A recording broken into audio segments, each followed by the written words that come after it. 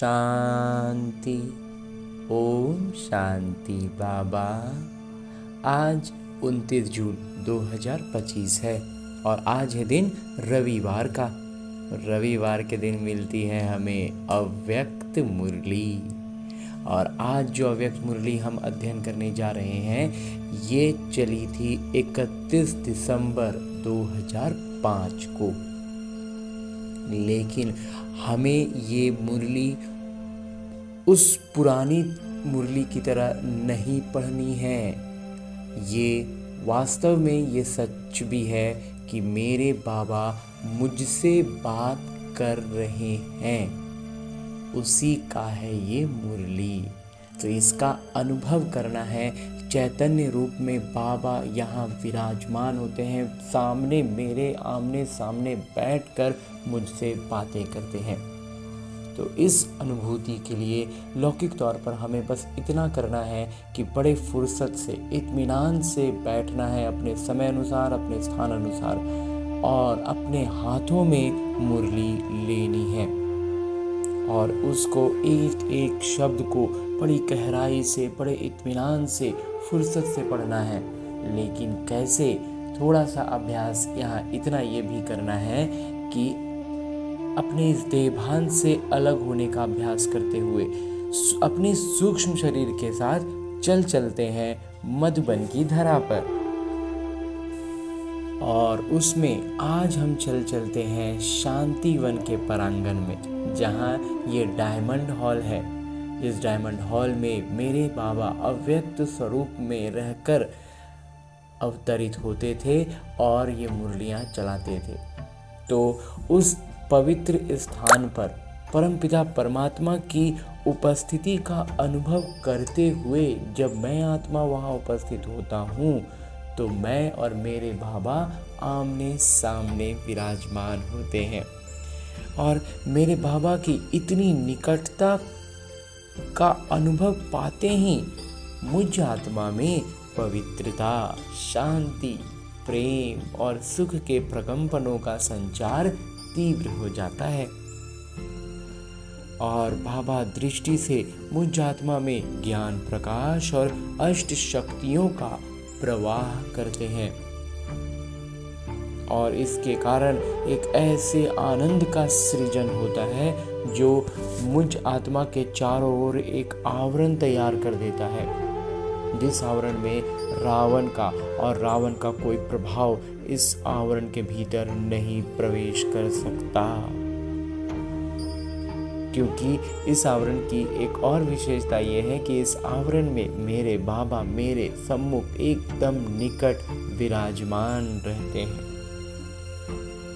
तो ऐसे विशेष अनुभूति के साथ परमपिता परमात्मा की इतनी निकटता के साथ उनसे निज तौर पर बातें करते हैं। तभी तो मेरे बाबा कहते हैं, नए वर्ष में अपने पुराने संस्कारों को योग अग्नि में भस्म कर ब्रह्मा बाबा समान त्याग, तपस्या और सेवा में नंबर 1 बनो। हाँ जी बाबा। आज माता पिता चारों ओर के, चाहे सम्मुख हैं चाहे दूर बैठे दिल के समीप हैं, सर्व को 3 मुबारक दे रहे हैं। एक नवजीवन की मुबारक है, दूसरी नवयुग की मुबारक है और तीसरी आज के दिन वर्ष की मुबारक है।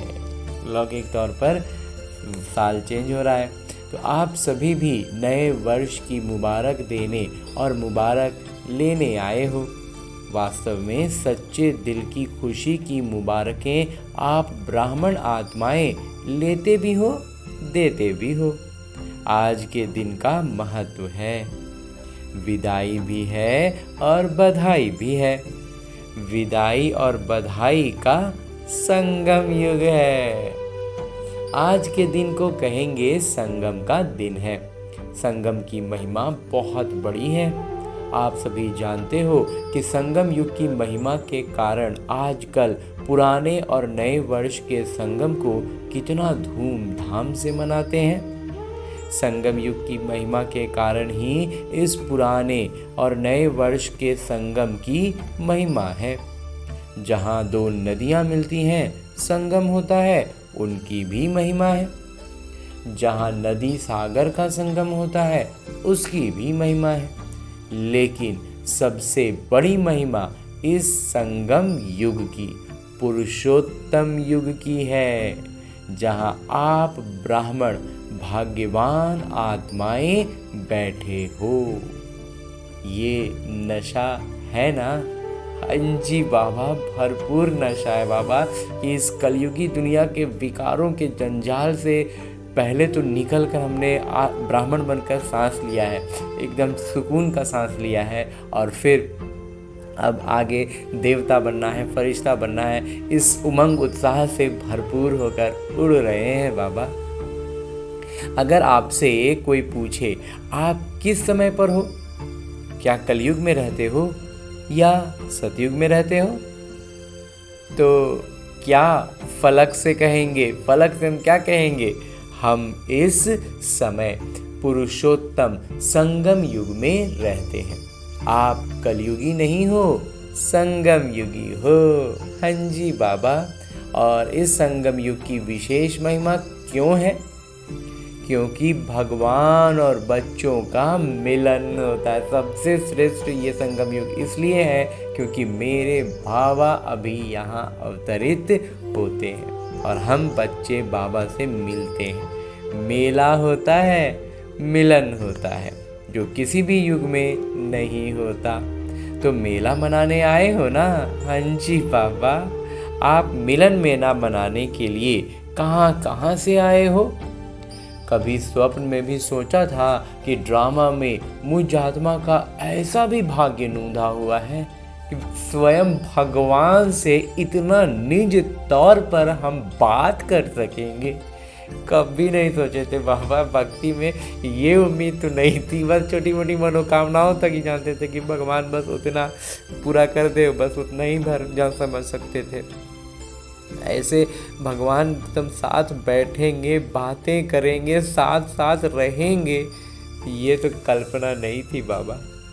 आत्मा का परमात्मा से मिलने का भाग्य था और है। बाबा भी हर एक बच्चे के भाग्य को देख हर्षित होते हैं। वाह भाग्यवान बच्चे, वाह। अपने भाग्य को देख दिल में अपने प्रति वाह, मैं वाह वाह, मेरा भाग्य वाह, मैं वाह वाह, मेरा भाग्य वाह वाह, मेरा बाबा वाह वाह। सबसे बड़ा तो मेरे बाबा वाह वाह है, मेरा ब्राह्मण परिवार वाह। ये वाह वाह के गीत ऑटोमेटिक दिल में गाते रहते हो ना? हाँ जी बाबा। तो आज इस संगम के समय अपने अंदर सोच लिया है कि किस किस बातों का विदाई देनी है? सभी ने सोचा है? सदा काल के लिए विदाई देनी है, क्योंकि सदा काल के लिए विदाई देने से सदा काल की बधाइयाँ मना सकेंगे। ऐसी बधाई दो जो आपके चेहरे को देख जो भी आत्मा सामने आए वो भी बधाइयाँ प्राप्त कर खुश हो जाए, उसको अनुभव में बधाइयाँ मिले और वो भी खुश हो जाए। जो दिल से बधाई देते व लेते हैं वो सदा ही कैसे दिखाई देते हैं?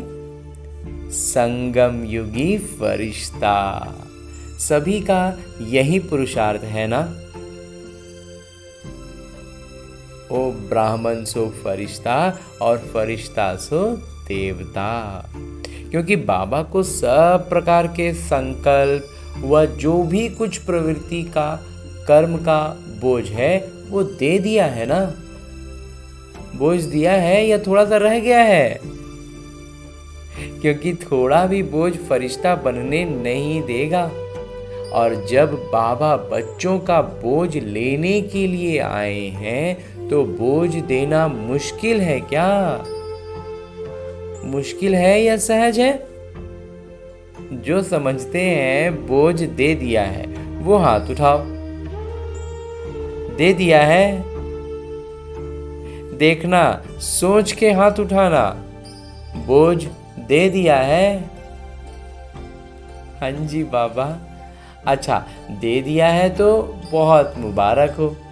और जिन्होंने नहीं दिया है वो किस लिए रखा है? बोझ से प्रीत है क्या? बोझ से प्यार है? बोझ अच्छा लगता है?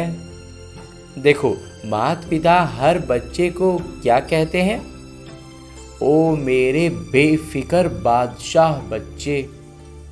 तो बोझ का फिक्र होता है ना?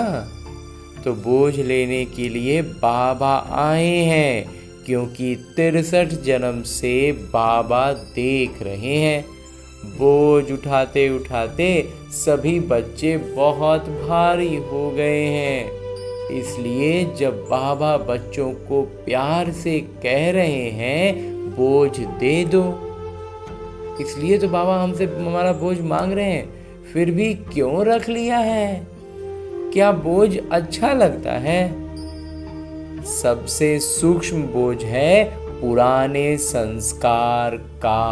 अब बाबा बतला रहे हैं कि जो रह गया है ना, जो हमें तो लग रहा है कि हमने दे दिया, लेकिन बाबा कहते हैं सबसे सूक्ष्म बोझ है ये। मतलब उतना ज़बरदस्त तरह से हम इसको समझ नहीं पाते हैं, लेकिन ये भारी यही सबसे ज़्यादा होता है, और वो है पुराने संस्कारों का।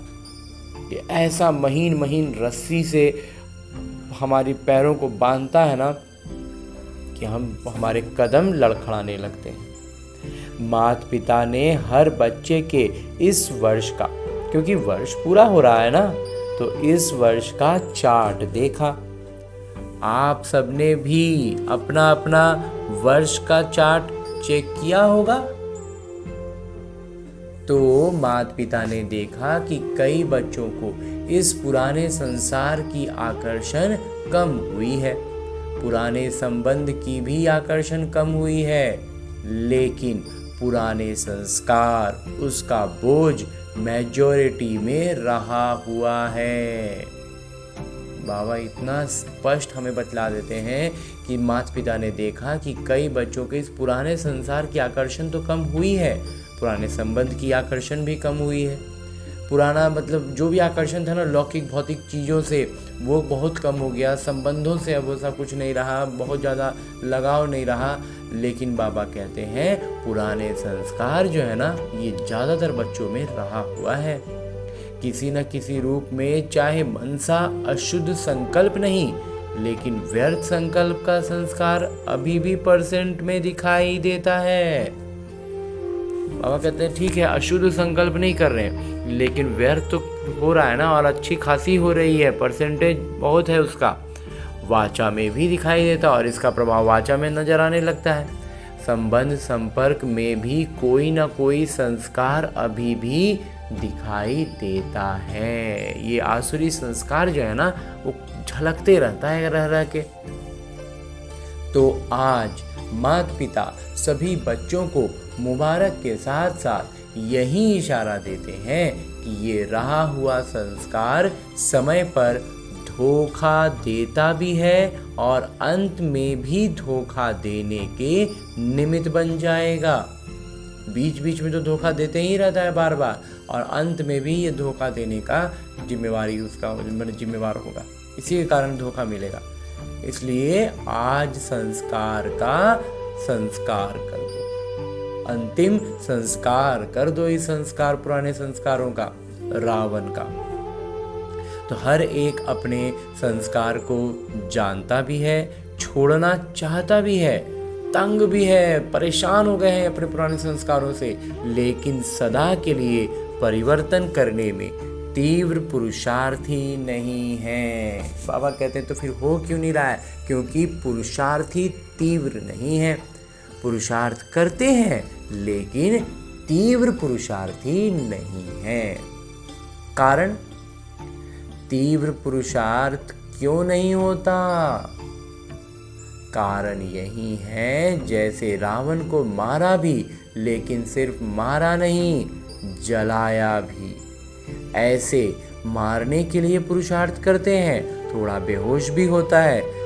संस्कार जो है ना वो थोड़ा उसका प्रभाव कम होता है, लेकिन जलाया नहीं तो बेहोशी से बीच बीच में उठ जाता है। बाबा कहते हैं सिर्फ मारने से नहीं होगा, मार दिया, पुरुषार्थ किए तो वो मर भी गया, जो हम अपने जीवन में अनुभव भी करते हैं कि कई बार अपने कई संस्कारों से, क्योंकि पुराने संस्कार कोई एक तो नहीं है, हजारों की संख्या में पुराने संस्कार हैं, तो वो पुराने संस्कार क्या होते हैं, रह रह के महसूस होता है कि बहुत कम हो गया, एकदम पहले तो हम ऐसा करते थे वैसा कर रहे हैं, लेकिन बाबा कहते हैं वो मरा है लेकिन जलाए नहीं है। इसीलिए क्या होता है, रह रह के वो होश में आ जाता है, होश में आता है तो फिर से अपना प्रभाव दिखाता है और हम फिर संस्कारों के अधीन होकर के अपना कर्म करने लग जाते हैं, संकल्प करने लग जाते हैं। तो बाबा कहते हैं बीच बीच में उड़ जाता है। इसके लिए पुराने संस्कार का संस्कार करने के लिए, अंतिम संस्कार करने के लिए इस नए वर्ष में योग अग्नि से जलाने का दृढ़ संकल्प का अटेंशन रखो। सजगता रखनी है, एकदम अलर्ट रहना है, एकदम उस चीज पर खड़ा रहना है कि ये बेहोशी की हालत में हल्का सा भी हरकत करे ना तो वो नहीं कर पाए, जरा सा भी प्रभाव नहीं पड़ने पाए। पहला जो आएगा ना, सबसे पहला संकल्प के रूप में आए, चाहे जैसे भी आए, दृष्टि रूप में आए, जैसे भी आए ना, उसी समय वहीं पर इतना अटेंशन रखना है ना, पहरा इतना तीव्र कर देना, इतना सजग कर देना है कि कोई भी बात, कोई भी संस्कार का प्रभाव का पहला चीज आना शुरू हुआ, उसी समय उसको वहीं से भगा दो। तब हम लोगों से ये पुराने संस्कारों का बाबा कहते हैं संस्कार हो पाएगा। और यही सजगता जो है ना, यही है योग अग्नि। बाबा कहते हैं इसी योग अग्नि में दृढ़ संकल्प रखो, दृढ़ संकल्प का अटेंशन रखो कि अब तो हम आत्माभिमानी स्थिति से हिलेंगे डुलेंगे नहीं। पूछते हैं ना इस नए वर्ष में क्या करना है, सेवा की तो बात अलग है, मतलब सेवा तो करना ही है, बाबा कहते वो तो अलग है, लेकिन पहले स्वयं की बात है। योग लगाते हो, माता पिता बच्चों को योग में अभ्यास करते हुए देखते हैं, अमृत बेले भी बहुत पुरुषार्थ करते हैं, लेकिन योग तपस्या तप के रूप में नहीं करते। योग जो है ना वो तपस्या जो है, योग तपस्या कहें, योग तप कहें, वो तपस्या के रूप में नहीं होता हमारा योग। प्यार से याद जरूर करते हैं, रूरिहान भी बहुत करते हैं। रूरिहान तो ज़्यादातर बच्चे करते हैं, बैठ के बाबा से खूब गपशप मारते हैं। शक्ति भी लेने का अभ्यास करते हैं, फिर जो बच्चे शक्तियों का अभ्यास करते हैं कि बाबा से मुझ में शक्तियाँ भर रही हैं और शक्तिशाली अनुभव भी करते हैं, लेकिन याद को इतना पावरफुल नहीं बनाया है। जो संकल्प करो विदाई तो विदाई हो जाए। बाबा कहते हैं हमारी योग में ना वो शक्ति अभी नहीं आई है, वो उस स्तर का हमारी याद नहीं है कि हम जो संकल्प कर लें वो पूरा हो जाए, फिर चाहे वो विदाई का ही संकल्प क्यों ना हो। विदाई मतलब विदाई। योग को योग अग्नि के रूप में कार्य में नहीं लगाते, इसलिए योग को पावरफुल बनाओ। इसलिए बाबा कहते हैं हमारी याद में ही गड़बड़ी है, याद ही हम सही तरीके से नहीं कर रहे हैं। इसीलिए हमारा जो संकल्प में शक्ति होनी चाहिए कि मैंने जो संकल्प किया वो संकल्प को पूरा होना ही है, ये हमारी याद में कमी होने के कारण नहीं हो रहा है। तो बाबा आज इसको इतना स्पष्ट करके एकदम क्रिस्टल क्लियर करके बतला रहे हैं कि कैसे हमें ध्यान देना है, कैसे अभ्यास बढ़ाना है और कैसे आत्माभिमानी स्थिति में रहते हुए एकदम बाबा की गोद में आ जाना है। आगे बाबा कहते हैं कि एकाग्रता की शक्ति विशेष संस्कार भस्म करने में आवश्यक है, और इसको भस्म करने के लिए पुराने संस्कारों का बाबा कहते हैं आज अंतिम संस्कार कर दो। तो इसके लिए जो विशेष शक्ति की जरूरत है वो है एकाग्रता। जिस स्वरूप में एकाग्र होने चाहो, जितना समय एकाग्र होना चाहो, ऐसी एकाग्रता संकल्प किया और भस्म। जब एकाग्रता उस स्तर की होगी ना कि जिस समय चाहें, जितना समय चाहें उतना समय उस स्वरूप में स्थित रह सकें, तो बाबा कहते हैं उस स्तर का जब हमारी एकाग्रता होगी ना, तो हमने इधर संकल्प किया और ये पुराने संस्कार भस्म, एकदम भस्म। इसको कहा जाता है योग अग्नि। नाम निशान समाप्त, फिर उसका कुछ बचेगा ही नहीं। कैसे करते थे वो खुद को याद नहीं रहेगा। मारने में फिर भी लाश तो रहता है ना, ऐसे किसी को मारा जाए तो क्या होगा, उसकी लाश तो रहेगी, लेकिन भस्म होने के बाद नाम निशान खत्म। वहीं अगर उसको जला दिया जाए तो फिर उसका कुछ भी बचता नहीं है, पूरा ही समाप्त हो जाता है। तो इस वर्ष योग को शक्तिशाली अवस्था में लाओ। इतनी श्रेष्ठ अवस्था करनी है अपनी याद की कि जो संकल्प मैं कर लूँ वो पूरा होना ही है, फिर चाहे वो विदाई का हो और चाहे मेरे जिस स्वरूप में स्थित होने का है, एकाग्र होने का जो मेरा शक्ति है, वो मेरा योग का अवस्था है कि मैं जितनी देर तक चाहूँ उस अवस्था में टिका रहूँ, तो वो वही इस बात को दर्शाएगा कि जो भी पुराने संस्कार थे वो वहीं के वहीं भस्म हो जाएंगे, वो टिक नहीं पाएंगे। हाँ जी बाबा कहते हैं, बाबा इसलिए अपने संकल्प शक्ति को उस स्तर पर लेकर आओ। जिस स्वरूप में रहना चाहो, सर्वशक्तिवान, ऑर्डर करो, आदेश करो, समाप्त करने की शक्ति आपके आदेश से नहीं माने ये हो नहीं सकता। समझ गए बाबा? बाबा कहते हैं हमको जिस स्वरूप में रहना है ना, उस स्वरूप में रहेंगे। सर्वशक्तिवान की बाबा कहते हैं स्थिति में रहो, और फिर सर्वशक्तिवान की आदेश जो करेगा, जो आत्मा सर्वशक्तिवान स्थिति में आकर के, अवस्था में आकर के आदेश करने की, समाप्त करने का, पुराने संस्कारों को समाप्त करने का आदेश दे दिया जाए और बाबा कहते वो नहीं माने, ये हो नहीं सकता। मालिक हो, मालिक का आदेश नौकर नहीं मानेगा, हो नहीं सकता। तो बाबा कहते हैं मालिक कहलाते हो ना, तो मालिक आदेश करे और शक्ति हाजिर नहीं हो तो क्या वो मालिक है? तो बाबा कहते हैं तो इसका मतलब फिर मालिक ही नहीं है। तो माता पिता ने देखा कि पुराने संस्कार का कुछ ना कुछ अंश अभी भी रहा हुआ है, और वो अंश बीच बीच में वंश भी पैदा कर देता है, जो कर्म तक भी काम हो जाता है। और उस ऐसा होता है, उसका वंश पैदा करने का मतलब क्या कि वो हमारे कर्म तक आ जाता है। पहले आता है सबसे पहले संकल्प में, फिर आता है वाचा में, और फिर बाबा कहते हैं जब वो अपना वंश पैदा कर देता है तो वो कर्म में भी आ जाता है। युद्ध करनी पड़ती है तो माता पिता को बच्चों का समय प्रमाण, युद्ध का स्वरूप भाता नहीं है। बाबा को अभी का जो समय आ गया ना, ये समय अब युद्ध का नहीं है। बाबा को ये अच्छा नहीं लगता है कि बच्चे युद्ध करें। माता पिता हर बच्चे को मालिक के रूप में देखना चाहते हैं। आदेश करो और जी हुजूर। एकदम एक बार एक बोली में जो बोला जाता है ना, एक बार बोले और काम हो गया, ऐसी अवस्था बाबा हमारी देखना चाहते हैं। मालिक के रूप में हमें देखना चाहते हैं बाबा। ये युद्ध करना पड़ता है ना, और वो भी अब संगम युग के भी इतने समय के बाद, एकदम अब अंत का भी अंत समय आ गया, और ऐसे में बाबा कहते हैं बच्चे युद्ध करें, ये बाबा को बिल्कुल नहीं भाता। तो सुना, इस वर्ष स्व के प्रति क्या करना है? हाँ जी बाबा, शक्तिशाली बेफिक्र बादशाह, क्योंकि सभी का लक्ष्य है। किसी से भी पूछो तो क्या कहते हैं? हम विश्व का राज्य प्राप्त करेंगे, राज्य अधिकारी बनेंगे। अपने को राजयोगी कहलाते हैं। प्रजा योगी हैं क्या? बिल्कुल नहीं बाबा। कोई है सारी सभा में जो प्रजा योगी हो?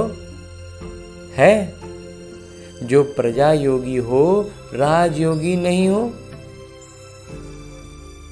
टीचर्स कोई है? आपके सेंटर पर कोई प्रजा योगी है? कहलाते तो सब राजयोगी हैं, प्रजा योगी में हाथ कोई नहीं उठाता। अच्छा नहीं लगता है ना, प्रजा योगी बोलने से अच्छा नहीं लगता है। और बाबा को भी फखूर है। माता पिता फखूर से कहते हैं कि संगम पर भी हर बच्चा राजा बच्चा है। कोई बाबा, कोई पिता ऐसे फलक से नहीं कह सकता कि मेरा एक एक बच्चा राजा है, लेकिन माता पिता कहते हैं कि हर एक बच्चा स्वराज्य अधिकारी राजा है। प्रजा योगी में तो हाथ नहीं उठाया ना, तो राजा हो ना। जब प्रजा योगी में हाथ नहीं उठाया इसका मतलब कि राजा हो। लेकिन ऐसा ढीला ढाला राजा नहीं बनना जो आदेश करो और आवे नहीं। फिर ऐसा राजा भी मत बनना कि आदेश कर रहे हैं और कोई सुन ही नहीं रहा है। कमजोर राजा नहीं बनना। पीछे वाले कौन हो? जो समझते हैं राजयोगी हैं वो हाथ उठाओ। ऊपर में भी बैठे हैं, जो गैलरी में बैठे हुए हाथ हिला रहे हैं। आज हॉल में 18,000 भाई बहने हैं। माता पिता देख रहे हैं। हाथ उठाओ ऊपर वाले। ऊपर में जो बैठे हैं बाबा कहते हैं वो भी हाथ उठाओ। तो अभी ये लास्ट टर्न में शुरू हो जाएगा, ये अंतिम बारी है, यहाँ से बाबा कहते हैं शुरू हो जाएगा। तो 3 मास माता पिता देते हैं अभी से, और 3 महीना बाबा व्यक्त मिलन में आते हैं। तो ठीक है, देवें, होमवर्क देंगे, क्योंकि ये बीच बीच का होमवर्क भी लास्ट पेपर में जमा होगा।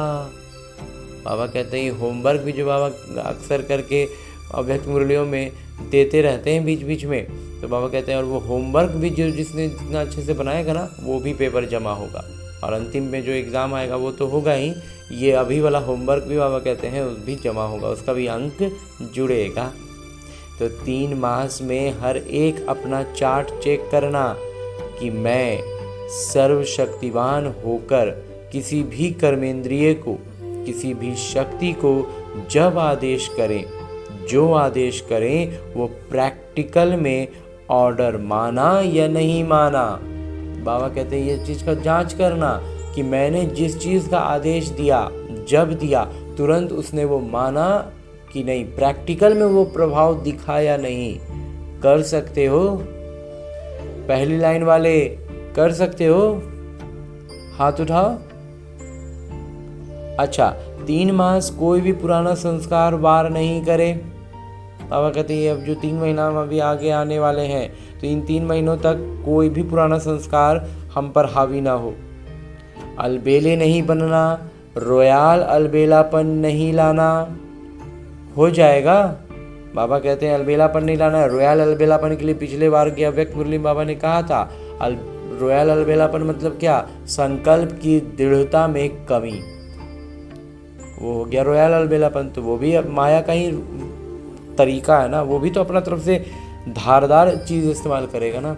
इसलिए बाबा कहते हैं संकल्प करते हो, सब कुछ करते हो, लेकिन होता नहीं। क्यों? क्योंकि दृढ़ता नहीं है, क्योंकि सूक्ष्म अलबेलापन है, रोयाल अलबेलापन है। तो आज बाबा ने उसको भी और अधिक हमें स्पष्ट कर दिया है। इसलिए बाबा पूछते हैं कि अलबेला तो नहीं बनना है, रोयाल अलबेलापन भी नहीं लाना है। हो जाएगा ना? माता पिता से बहुत मीठी मीठी बातें करते हैं। कहते हैं बाबा आप फिक्र नहीं करो, हो जाऊंगा। माता पिता क्या करेंगे? सुन सुनकर मुस्कुरा देते हैं।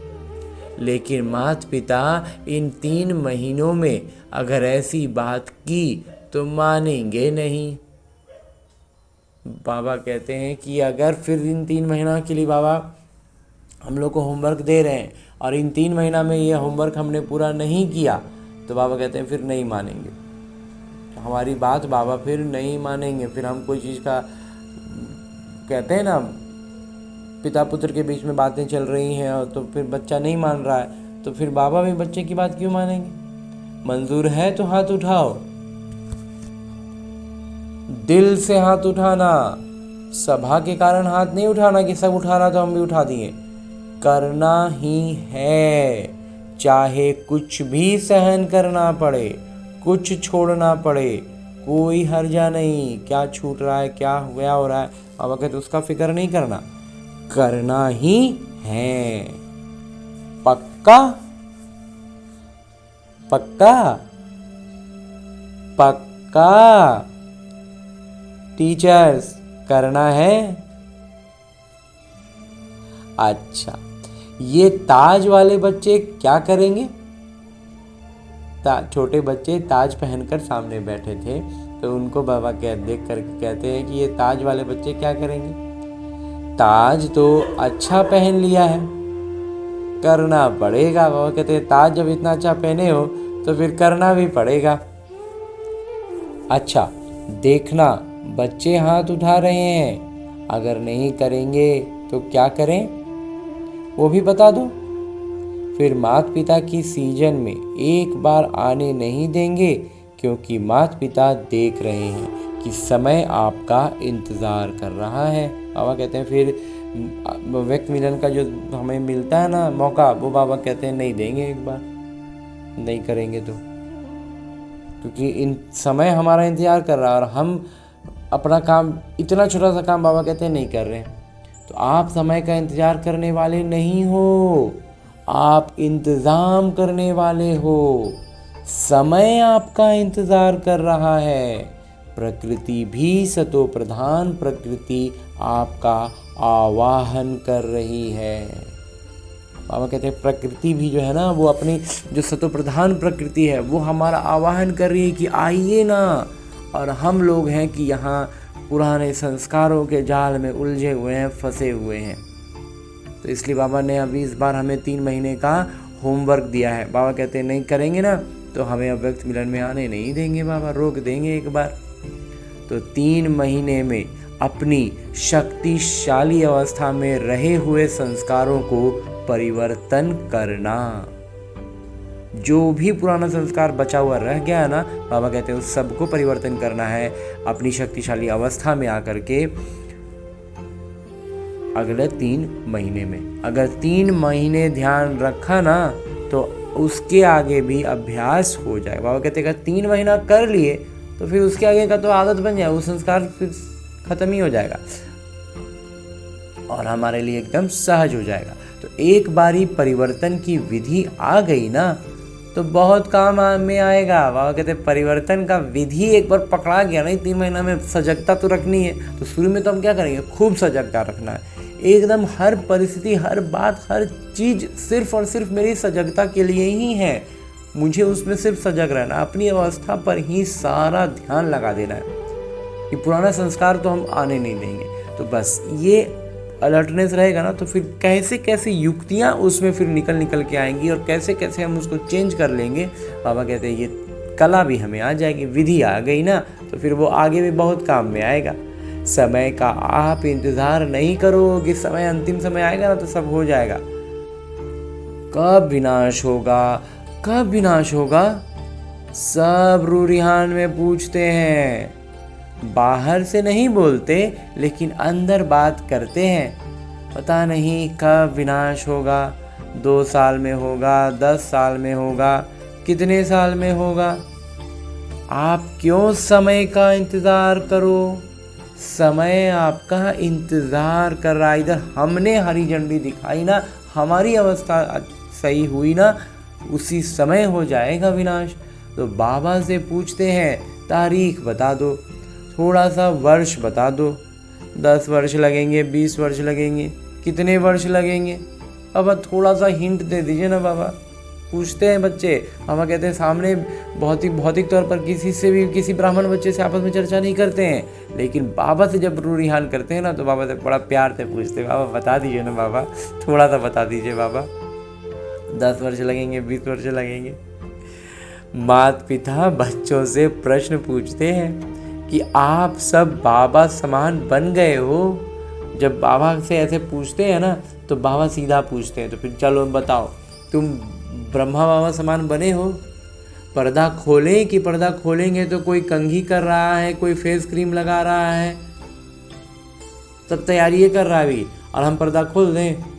अगर एवर रेडी हो, संस्कार समाप्त हो गए तो माता पिता को पर्दा खोलने में क्या देरी लगेगी। एवर रेडी तो हो जाओ ना, पूरा तरह से तैयार, और ऐसा तैयार कि बाबा पर्दा हटाए तो एकदम परफेक्ट स्वर का सीन आए। तो इसलिए अपनी अवस्था पर ध्यान दो, कब करेंगे कब करेंगे। बाबा कहते हैं ये नहीं करो, हम तैयार होकर के खड़े हो जाएंगे। बाबा देखेंगे सब कुछ तैयार हो गया, पर्दा हटा देंगे, विनाश हो जाएगा और हम नई दुनिया में पहुंच जाएंगे। तो बाबा कहते हैं ये हमारे ऊपर है। बार एकदम अच्छे से बाबा हमें इसका अवगत करा रहे हैं, इस बात की हमें बुद्धि में बिठा रहे हैं बात कि हमारे ऊपर है सब कुछ। कोई तिथि नहीं है कि उस तिथि पर तैयार होना है तो हम तिथि आएगा तो हम हो जाएंगे, ये बाबा कहते हैं नहीं करना है। तो इसलिए एवर रेडी तो हो जाओ ना, हो जाएंगे कह के बाबा को बहुत समय खुश किया है। बाबा कहते हैं बहुत समय से हमको खुश कर लिया, हो जाएंगे बाबा, हो जाएंगे बाबा। अभी ऐसा नहीं करना, होना ही है, करना ही है, बाबा समान बनना है। इसमें तो सभी हाथ उठा देते हैं, उठाने की ज़रूरत नहीं। ब्रह्मा बाबा को देखो, साकार में तो ब्रह्मा बाबा को फॉलो करना है ना। लौकिक रीति की जितनी बातें विघ्न आते हैं, कुछ भी आता है जो लौकिक रीति की बातें हैं, समाज की बातें, सब में बाबा कहते हैं ब्रह्मा बाबा को फॉलो करो। ब्रह्मा बाबा ने त्याग, तपस्या और सेवा लास्ट घड़ी तक साकार रूप में प्रैक्टिकल दिखाया। एकदम प्रैक्टिकल जीवन में अंतिम सांस तक बाबा ने सेवा दिया है। अंतिम, सबसे अंतिम घड़ी में भी उन्होंने दादियों को, विशेष तौर पर प्रकाश मणि दादी के बारे में हमें जानते हैं कि उनको बाबा ने सारी शक्तियों का सारा कुछ, अपना जो कुछ भी वो दे सकते थे, उन्होंने मतलब सेवा में इतनी सारी शक्तियों को लगाया अंतिम श्वास तक। तो इसलिए बाबा कहते हैं उतना स्तर का हमें बनना है। ब्रह्मा बाबा ने त्याग, तपस्या और सेवा अंतिम घड़ी तक साकार रूप में प्रैक्टिकल दिखाया। अपनी ड्यूटी शिव बाबा द्वारा महावाक्य उच्चारण की ड्यूटी लास्ट दिन तक निभाई। जिस दिन उनको जाना था उस दिन तक भी वो, उनका ड्यूटी क्या था, शिव बाबा जो बात बच्चों को सुनाना चाहते हैं, जो मुरली बोलना चाहते हैं, वो सुनाने के निमित्त उनका शरीर था, उसको भी उन्होंने उसमें लगाया, अंतिम दिन तक निभाया। एक दिन भी, अंतिम दिन तक भी बाबा ने ऐसा नहीं किया कि मुरली नहीं सुनाऊंगा या नहीं सकूंगा, नहीं। सेवा की भावना इतनी श्रेष्ठ थी कि अंतिम दिन तक सुनाया। लास्ट मुरली याद है ना, बाबा कहते हैं जो अंतिम मुरली चलाई थी वो याद है। 3 शब्द का वरदान याद है। अंतिम मुरली में 3 शब्दों का बाबा ने वरदान दिया है, और वही वरदान है ये, निराकारी, निर्विकारी और निरहंकारी बनो। ये बाबा के अंतिम दिन की मुरली का वरदान है। जिसको याद है वो हाथ उठाओ। अच्छा, सभी को याद है, मुबारक हो। त्याग भी लास्ट दिन तक किया, अपना पुराना कमरा नहीं छोड़ा। बच्चों ने कितना प्यार से ब्रह्मा बाबा को कहा, लेकिन बच्चों के लिए बनाया, स्वयं नहीं यूज किया। ब्रह्मा बाबा ने तो एक भी नया जितना भी कंस्ट्रक्शन हुआ किसी में नहीं गए, वो अपने उसी कुटिया में रहे और सदा 2:30-3 बजे उठकर स्वयं प्रति तपस्या की, संस्कार भस्म किए, तब कर्मातीत अव्यक्त बने, फरिश्ता बने। इतना मेहनत, इतना पुरुषार्थ कहेंगे इसको, मेहनत नहीं, ये पुरुषार्थ बाबा ने किया, तब ना उस अव्यक्त स्थिति तक पहुंचे, वो फरिश्ता बने। जो सोचा वो करके दिखाया। कहना, सोचना और करना तीनों समान, एक समान रहेगा, चाहे वो कह रहे हो, चाहे वो सोच रहे हो, चाहे वो कर रहे हो, तीनों एक जैसा होगा, तीनों में कोई अंतर नहीं। Follow father. तो बाबा कहते हैं हमें भी क्या करना है, बस ब्रह्मा बाबा का अनुसरण करना है, लास्ट तक अपने कर्तव्य में पूर्ण रहे। पत्र भी लिखे, कितने पत्र लिखे, सेवा भी नहीं छोड़ी। Follow father. अंतिम समय तक, अंतिम दिन तक बाबा ने चिट्ठियां भी लिखी हैं, और आधी एक चिट्ठी नहीं लिखी है, बहुत बहुत चिट्ठियां लिखी हैं।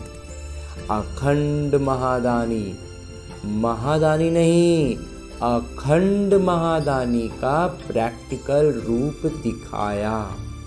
अंत तक, बाबा कहते अंतिम सांस तक सब कुछ दिखलाया बाबा ने। अपने महादानी स्वरूप का भी एक बार भी उसमें खंडित होने नहीं दिया। तब निरंतर दान करते रहे। लास्ट दिन तक बिना आधार के तपस्वी रूप में बैठे। ब्रह्मा बाबा उतने शारीरिक रूप से भी देखें तो कितना अधिक उम्र हो गया था, लेकिन अंतिम समय तक भी बाबा जो है ना वो किसी सहारा लेकर के नहीं बैठे, अपने तपस्वी रूप में बैठे। अभी बच्चे तो आधार लेते हैं ना बैठने का। आजकल मधुबन में भी विशेष तौर पर देखते हैं, जमीन पर भी बैठेंगे ना तो पीछे लदने के लिए एक सहारा दीप बनाया हुआ रहता है। तो ये क्या है? और बाबा कहते हैं कि ब्रह्मा बाबा शारीरिक रूप से तो कितने बुजुर्ग थे, उतना बुजुर्ग तो अभी जल्दी कोई दिखता नहीं है, और तो भी बच्चों को लदने का सहारा चाहिए। और बाबा तपस्वी रूप में उस अंतिम घड़ी तक, अंतिम क्षण तक रहे, तपस्वी रूप में बैठे। लेकिन ब्रह्मा बाबा ने आदि से अंत तक तपस्वी रूप रखा। जब से ब्रह्मा बाबा वो बने तब से उनका वो तपस्वी रूप ही रहा। आंखों में चश्मा नहीं डाला, ये सूक्ष्म शक्ति है, निराधार। बाबा कहते ये बात आधार वाली बात नहीं है। शरीर पुराना है, दिन प्रतिदिन प्रकृति, हवा, पानी दूषित हो रहा है, इसलिए माता पिता आपको कहते नहीं है कि क्यों आधार लेते हो, क्यों चश्मा पहनते हो। पहनो, भले पहनो, लेकिन शक्तिशाली स्थिति जरूर बनाओ। बाबा कहते हैं कि ये जो छोटी छोटी चीज़ों में जहाँ हमारी बुद्धि फंसती है ना, बाबा उसको आज एकदम स्पष्ट कर रहे हैं कि अब किसी को शारीरिक रूप से आंखों में चश्मा है तो बाबा क्या कहते हैं कि अब हम कहें कि मेरी कर्मेंद्रियाँ मेरे आदेश पर चलनी है ना, तो मेरा आँख में जो भी कारण से, मतलब जो भी पावर का चश्मा है, उस आँख की वो शक्ति कमी है, तब तो चश्मा पहनना पड़ रहा है। तो बाबा कहते हैं कि अब इसमें बुद्धि जो हमारी उलझती है ना, माया यहाँ पर बुद्धि फंसाती है ना कि कहाँ कर्मेंद्रिय तो आपके वश में नहीं है। बाबा कहते हैं ये सब में बुद्धि में नहीं फंसाओ कि बाबा ने चश्मा नहीं डाला था, ये सूक्ष्म शक्ति है। बाबा कहते हैं ये सीधा निराधार है, ये शरीर है, प्रकृति है, और वो लगातार तमोप्रधान होती चली जा रही है। इसलिए हमें इधर परेशान नहीं होना है, उधर अपनी बुद्धि नहीं अटकानी है कि हम चश्मा पहनते हैं या हमको बैठने के लिए हमको सहारा लेना ही पड़ता है। बाबा कहते हैं वो सब करो, उस सब में भल पहनो, लेकिन अपनी स्थिति शक्तिशाली जरूर बनाओ। सारे विश्व का कार्य समाप्त किया है, पूरे विश्व का दारोमदार है हम पर। बाबा कहते हैं उस पर ध्यान लगाओ ना। माता पिता आपसे प्रश्न पूछते हैं, आप सभी संतुष्ट हो कि विश्व कल्याण का कार्य पूरा हो गया है? बाबा कहते हैं आप अपने आप से पूछो कि पूरा विश्व का कल्याण का कार्य पूरा हो गया है। जो समझते हैं कि विश्व कल्याण का कार्य समाप्त हो गया है वो हाथ उठाओ। एक भी नहीं, तो कैसे कहते हो कि विनाश होगा? खुद हमसे बाबा पूछते हैं कि सब पूरे विश्व का कल्याण का काम हो गया है, तो हमने से किसी भी ब्राह्मण बच्चा को इतना समझ में आ रहा है कि काम तो पूरा नहीं हुआ है, तो फिर बाबा पूछते हैं विनाश कैसे होगा? क्यों पूछते हो कि विनाश होगा, कब होगा? काम तो पूरा किया नहीं, काम पूरा किए नहीं है, और बाबा फाइनल कब है, लास्ट कब है, ये पूछ रहे हैं। चारों ओर के सदा उमंग उत्साह में आगे बढ़ने वाले, सदा हिम्मत से माता पिता की पदम गुना मदद के पात्र बच्चों को सदा विजयी रत्न हैं, हर संकल्प में विजयी बने थे, अब भी हैं, और हर कल्प में विजय है ही है। ऐसे विजयी बच्चों को सदा एक पिता, दूसरा न कोई, न संसार की आकर्षण न संस्कार की आकर्षण, दोनों आकर्षण से मुक्त रहने वाले सदा बाबा समान बच्चों को माता पिता का याद, प्यार और नमस्ते। हम रूहानी बच्चों की ओर से रूहानी माता पिता को याद, प्यार और प्रणाम। धन्यवाद बाबा, धन्यवाद। मुरली के लिए भी धन्यवाद और इस अनूठे अलौकिक ब्राह्मण जीवन के लिए भी बहुत बहुत बहुत धन्यवाद बाबा, बहुत धन्यवाद।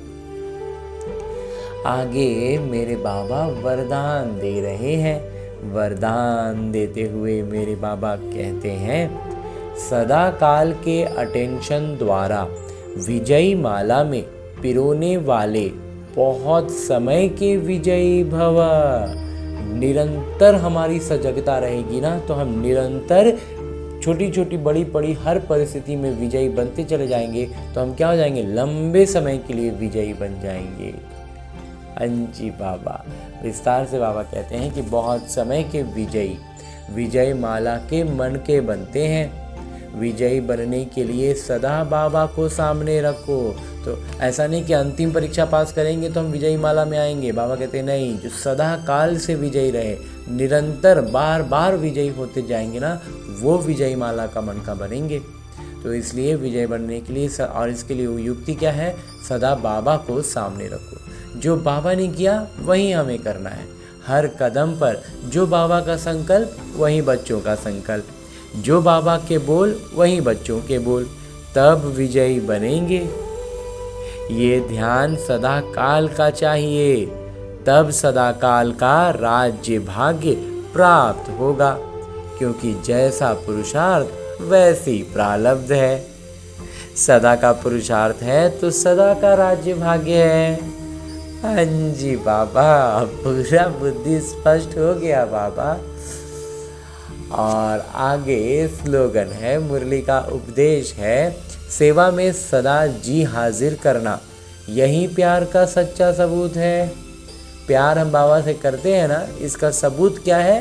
कि बाबा जो कहें जब कहें उसके लिए हम सदा हाजिर रहें। हाँ जी बाबा। और अभी तक हमने परम पिता परमात्मा से इतना श्रेष्ठ ज्ञान मुरली का अध्ययन किया, वरदान प्राप्त किया, इस अव्यक्त मुरली को एकदम अव्यक्त रूप में स्थित रहकर अध्ययन किया। बाबा ने आज इतनी महीन महीन सूक्ष्म सूक्ष्म बातें बतलाई कि एकदम अब कहीं पर कुछ बचा ही नहीं। तो अब हमें पुराने संस्कारों के जो जंजाल में हम फंसे हुए हैं ना, बाबा इसको आज पूरा भस्म करने की बात कह रहे हैं। और इसके लिए जो सबसे सहज काम करना है वो है, सबसे ज़रूरी काम भी जो है, सबसे महत्वपूर्ण भी जो है, हर चीज़ है ये, और वो है सजगता, निरंतर सजगता। तो इसी की और अधिक स्पष्टता के लिए बाबा पूरे महीने अब इस बार हमें इशारों में कहते आए कि आत्मिक स्थिति में रहने का अभ्यास करो। यही सजगता ही हमें आत्मिक स्थिति में रखती है और उसमें वहाँ टिकने के लिए अंतर्मुखी बनो। इसको स्पष्ट करते हुए बाबा हर दिन एक इशारा देते हैं। तो आज के लिए बाबा ने जो इशारा दिया है वो है, जैसे कोई भी व्यक्ति दर्पण के सामने खड़ा होते ही स्वयं का साक्षात्कार कर लेता है, वैसे आपकी आत्मिक स्थिति शक्ति स्वरूपी दर्पण के आगे कोई भी आत्मा आवे तो वो 1 सेकंड में स्वरूप का दर्शन व साक्षात्कार कर ले। बाबा इशारों में भी इतना ऊंचा हमें उठाते हैं, इतना जबरदस्त बात हमें बतलाते हैं। कहते हैं कि जैसे कोई भी व्यक्ति दर्पण के सामने खड़ा होता है तो क्या होता है, उसको अपना पूरा शरीर दिखाई देता है ना, तो साक्षात्कार कर लेता है। वैसे बाबा कहते हैं हमारी आत्मिक स्थिति शक्ति रूपी दर्पण के आगे, हमारी आत्मिक स्थिति जो है ना वो एक दर्पण की तरह हो जाएगी। दर्पण की तरह होने का अर्थ बाबा बताते हैं कि उस दर्पण के आगे कोई भी आत्मा आवे तो वो एक क्षण में स्वरूप का दर्शन व साक्षात्कार कर ले। उसको वहाँ आते के साथ, मुझ आत्मा के सम्मुख आते के साथ उसको अपना सब कुछ याद आने लग जाए, अपना आत्मिक स्वरूप को वो साक्षात्कार कर ले। इतना हमारी अवस्था श्रेष्ठ हो। आपके हर कर्म में हर चलन में रूहानियत का खिंचाव हो, आकर्षण हो। जो स्वच्छ आत्मिक बल वाली आत्माएं हैं वो सबको अपनी ओर आकर्षित जरूर करती हैं। बाबा कहते हैं जो भी स्वच्छ आत्मा, आत्मिक बल के साथ जो भी आत्माएं हैं ना, जिनका जो स्वच्छ हैं, जिनके विकारों के जंजाल से बाहर आ गई हैं और अपने आत्मिक बल उनका इतना ऊपर उठ जाता है ना कि वो सबको अपनी ओर आकर्षित जरूर करती हैं। हाँ जी बाबा, तो हमें ऐसा ही आकर्षण मूर्त बनना है ना, तो करना क्या होगा? अभी फिलहाल जो हम अपने सूक्ष्म शरीर के साथ मधुबन की धरा पर थे, वहाँ से अब हम आते हैं अपने इस वापस लौकिक किरदार में, अपने इस स्थूल शरीर में, ताकि बाबा ने जो कुछ भी आज हमें सिखलाया है, बताया है, उसका इस जीवन में अभ्यास कर सकें। क्योंकि इस ब्रह्मा कुमार का ये मंथन रहा है कि हमारा ये लौकिक जीवन जो आज हम जी रहे हैं वो सिर्फ और सिर्फ उसका एक ही उद्देश्य है, हमारा अधिक से अधिक अभ्यास कराना। इसीलिए परिस्थितियां हमारे जीवन में आती हैं ताकि हम अभ्यास करते चले जाएं और अपनी अवस्था, वास्तविक अवस्था उस स्तर पर ले जाएं कि सारे विकारी पुराने संस्कारों का ये जो जंजाल है ना, जाल है ना, बाबा कहते हैं आज इसको तो पूरा भस्म ही कर दो। और भस्म करने का योग अग्नि में भस्म होगा। योग अग्नि का अर्थ है निरंतर सजगता। निरंतर सजगता मतलब एक भी क्षण ऐसा ना हो जब मुझे ये बात का भान न रहे कि मैं आत्मा हूँ और जो भी परिस्थिति आ रही है, चाहे वो कितनी छोटी सी छोटी परिस्थिति क्यों ना हो, किसी को हम रोड में चल रहे हैं, गाड़ी में बैठे हुए हैं, हम गाड़ी चला नहीं रहे हैं, सिर्फ पीछे बैठे हुए हैं और कोई हमें रोड के सामने कुछ होता हुआ दिख रहा है, कुछ बच्चे स्कूल से जा रहे हैं, कोई आ रहे हैं, ऐसी ऐसी छोटी छोटी घटनाएं भी हैं। वो भी मुझे किस रूप में देखना है? उन आत्माओं के रूप में देखना है। ऐसे अपना अभ्यास बढ़ाना है कि मुझे अपनी आत्मिक अवस्था का स्मरण रहे कि मैं आत्मा हूँ, कैसी आत्मा हूँ, और मेरे सामने जो आत्माएं आ रही हैं वो भी कौन है? आत्मा है, कैसी आत्मा है। हर एक आत्मा शुद्ध रूप में वैसे ही होती हैं। तो अभी जो भी स्वरूप हमें दिखाई दे रहा है वो सब कुछ बस एक नाटक है, सब कुछ बस एक परिस्थिति है जो शायद मुझे मेरी परीक्षा के लिए आई है। तो उसी में से कुछ परिस्थितियाँ होती है जो मेरे निजी जीवन से जुड़ने लगती हैं, कुछ है कि थोड़ा जहाँ मुझे जुड़ने की ज़रूरत नहीं है, मैं जुड़ का जुड़ जाता हूँ मेरे पुराने संस्कारों के अनुसार। तो हर एक परिस्थिति में अपनी सजगता रखनी है। यही है योग अग्नि। और इस योग अग्नि में जो हम निरंतर 3 महीने का बाबा ने आज हमें होमवर्क दिया है, तो हमें अभ्यास करना है कि इसमें हम पूरा पास हो जाएं। नहीं तो बाबा तुरंत में कहते हैं लौकिक रीति में हमारा एक बार का व्यक्त मिलन बाबा रोक देंगे। तो हमें ये नहीं होने देना है ना। तो बहुत ध्यान रखना है।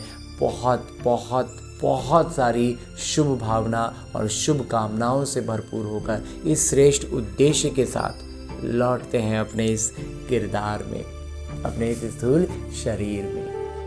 अच्छा, ओम शांति।